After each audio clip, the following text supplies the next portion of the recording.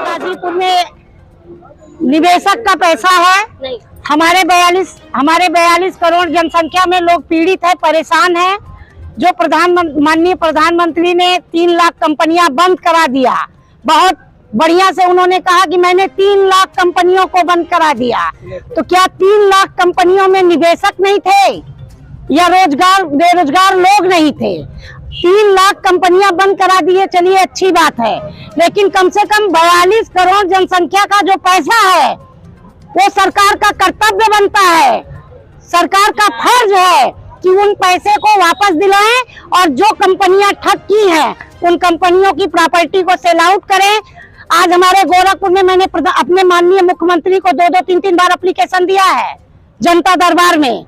लोग वहां से हम लोगों को भगा देते हैं, इंक्वायरी होती है, उसके बाद उसको ठंडे बस्ते में डाल दिया जाता है। लोग तो कह रहे हैं मैम कि ये उत्तर प्रदेश में योगी मुख्यमंत्री योगी की सरकार है, सबके साथ में। सर मैं कहती हूँ गोरखपुर में विश्वामित्र पब्लिक स्कूल पट्टे पे क्यों दे दिया डायरेक्टर?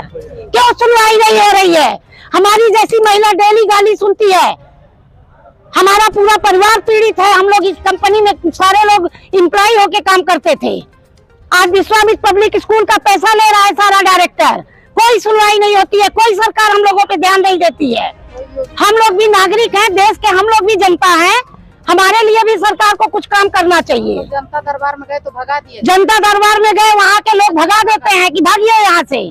साथियों, आप देख रहे हैं जनता की आवाज 007। आज यहाँ हम सरयू पांडे पार्क में खड़े हैं और इन औरतों का जो दुविधा है, जो परेशानी है, वो मैं आपसे शेयर करना चाहता हूँ। कहने को तो ये उत्तर प्रदेश में महाराज यानी योगी जी का राज है, जो कहते हैं कि सभी के साथ न्याय होगा और सब सुख और समृद्धि से जिएंगे।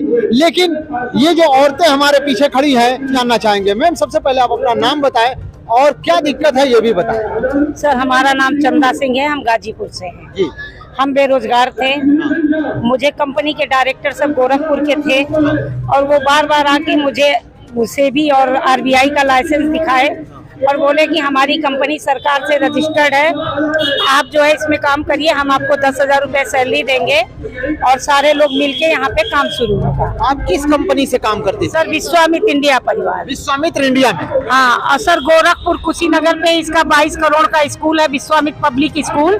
जिस स्कूल पे पूरे उत्तर प्रदेश, पूरे ऑल इंडिया को बुला के मीटिंग करते थे लोग और सारे डायरेक्टर ये आश्वासन देते थे कि हमारी कंपनी कभी बंद होने वाली नहीं है।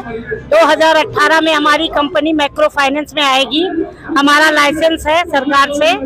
और 2016-17 के बाद कंपनियां बंद हो गई, जिसमें ये सारे डायरेक्टर फरार हो गए और आज तक लोगों का पेमेंट नहीं दे रहे हैं। गोरखपुर विश्वामित्र पब्लिक स्कूल को 10 साल पे इसने पट्टे पे दे दिया। किसने? कंपनी डायरेक्टर मनोज कुमार चंद और वंदना चंद उसकी वाइफ, पंकज चंद और मनीष चंद उसका भाई।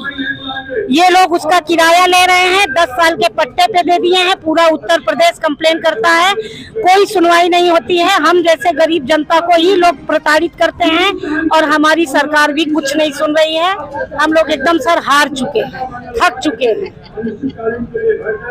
मैं आपसे ये बताना चाहूँ कि ये जो अपने मन की व्यथा कह रही हैं, जो अपने परेशानियों को बयान कर रही हैं, इससे आपके पास जो जनता आती होगी तो आप उससे क्या कहते होंगे? सर, हम क्या कहेंगे, हम तो यही कहते हैं ना कि हमने ऑनलाइन मुख्यमंत्री के यहाँ ऑनलाइन आवेदन करवा दिया है सबका। 10 यहाँ सीतापुर हाईवे लखनऊ में सीएमडी ने अपनी प्रॉपर्टी भी बेच दिया 10 करोड़ का और पूरे उत्तर प्रदेश के लोगों को जानने तक नहीं दिया, उसका खारिज दाखिल भी हो गया, जो कि सर वो जमीन विश्वामित्र इंटरनेशनल इंफ्रा के नाम से था। तो आखिर ये कंपनी मालिक बेच कैसे लेते हैं? बोलते हैं सारी प्रॉपर्टी सेबी में है, सारी प्रॉपर्टी सेबी ने जब्त किया है, सारी प्रॉपर्टी सेबी के पास है, सरकार हमारा हाथ बंद कर दिया है, मैं कुछ नहीं कर पाऊंगा।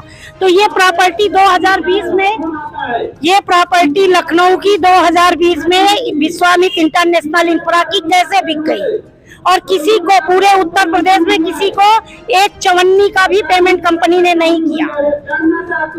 देखिए, मैं आपको इनकी बात फिर से विस्तार पूर्वक ये रखना चाहता हूँ कि जो कंपनियां आज आती हैं ये कहती हैं कि हम सरकार से पूरी तरह से रजिस्टर्ड हैं, लेकिन जब वो भाग जाती हैं तो वहां जितना भी जमीन जायदाद होता है वो सब का सब उनके हत्थे चढ़ जाता है और उसका पैसा बेच करके खुद खा जाते हैं।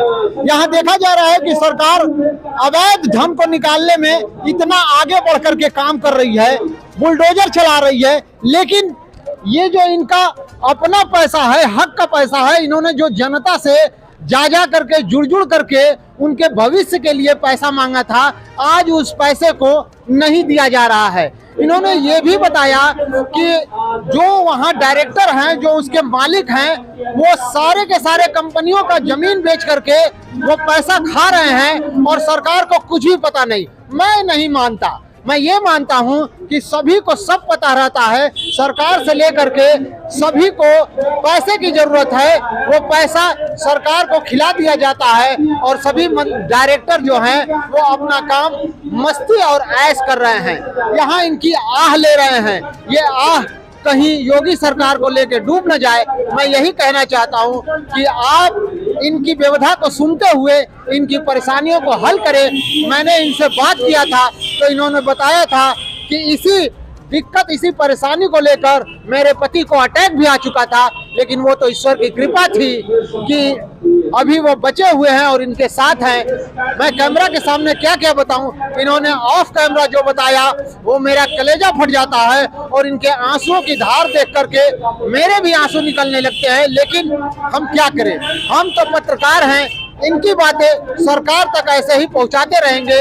अगर आप ये वीडियो देख रहे हैं, शेयर करें, इतना शेयर करें कि ये बात सरकार तक पहुंचे कि अगर अगला चुनाव आता है तो हो सके फिर से अपने योगी आदित्यनाथ उत्तर प्रदेश में सरकार न बना सके, इनकी आह इन्हें ले डूबेगी। साथियों, आप देख रहे थे जनता की आवाज 007।